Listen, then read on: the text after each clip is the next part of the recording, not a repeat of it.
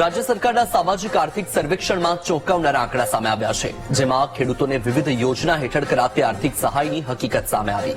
સર્વેક્ષણમાં ખેડૂતોને ચૂકવાતી સહાયમાં સરકારની ઢીલાશ સામે આવી છે, કારણ કે ખેડૂતલક્ષી વિવિધ યોજનાઓ હેઠળ કુલ જોગવાઈના 50% કરતાં પણ ઓછી રકમની ચૂકવણી થયાની વિગતો ખુલી છે।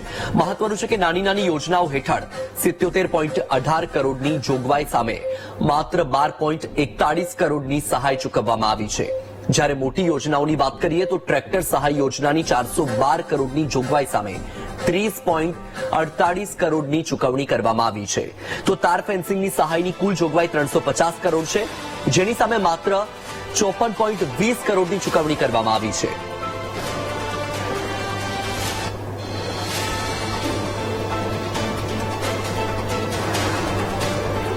ક્યાંક યોજનાઓના અમલીકરણમાં એનો એસઓપીના પાલન કરવામાં, એને પૂર્વ મંજૂરી મળ્યા પછી એ ખરીદી અને એના બિલ રજૂ કરવામાં, ગોડાઉનના બાંધકામમાં લાંબો સમય જાય એટલે એમાં વાર લાગે છે। તાર ફેન્સિંગ એ ખેતીવાડીની સિઝન પૂરી થાય પછી જ થતું હોય છે। તો આવા કેટલાક કારણોસર એ ખેડૂતો તરફથી પૂરક માહિતી નહીં મળવાને કારણે આ પેમેન્ટ લગભગ ફેબ્રુઆરી માર્ચ મહિનામાં થતા હોય છે। ચાલુ વર્ષે પણ રાજ્ય સરકાર જે લોકોએ પણ આ કામ માટે અરજી કરી છે એમને સાધનિક કાગળો રજૂ કર્યા છે, એ બધાને સબસિડી મળશે એવી ખાતરી આપું છું। એ રિપોર્ટની અંદર ટ્રેક્ટર સહાય યોજના જે છે એ ટોટલ 412 કરોડની સામે માત્ર 30 કરોડ ચૂકવવામાં આવ્યા છે। એવી જ રીતે તાર ફેન્સિંગ યોજના જે છે એ 350 કરોડની સામે માત્ર 54 કરોડ જ ચૂકવવામાં આવ્યા છે। સોલાર ફેન્સિંગ યોજના જે છે એ 50 કરોડની સામે માત્ર 13 કરોડ ચૂકવવામાં આવ્યા છે। આનો અર્થ એવો થયો કે 10% થી 20% ટોટલ જાહેરાતની સામે માત્ર સરકાર 10 થી 20% ખેડૂતોને ચૂકવે છે।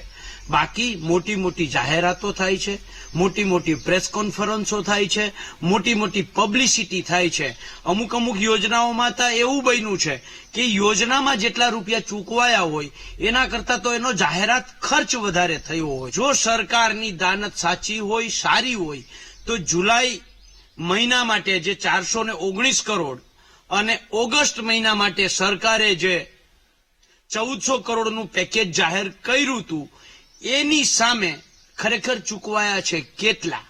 અને બહુ મહત્વની વસ્તુ, ઓક્ટોબર મહિનાની અંદર જે કમોસમી વરસાદ થયો એનું સરકારે સર્વે તો ખૂબ કર્યું છે, એના માટે કેટલા રૂપિયા ફાળવ્યા એની કોઈ વાત હજી સુધી કરી નથી, કેટલા ચૂકવાયા એની કોઈ વાત કરી નથી। ત્યારે સરકારને મારે આજે સીધો સવાલ છે કે તમારા દેખાડવાના અને ચાવવાના અલગ ન હોય તો જુલાઈ ઓગસ્ટમાં જે જાહેરાત થઈ છે એની સામે કેટલા ચૂકવાયા છે આ આંકડો જાહેર કરો। ઓક્ટોબર મહિનામાં જે કમોસમી વરસાદ થયો એમાં કેટલા તમે ફાળવા અને કેટલા ચૂકવા આ રકમ જાહેર કરો। દૂધનું દૂધ, પાણીનું પાણી થઈ જશે।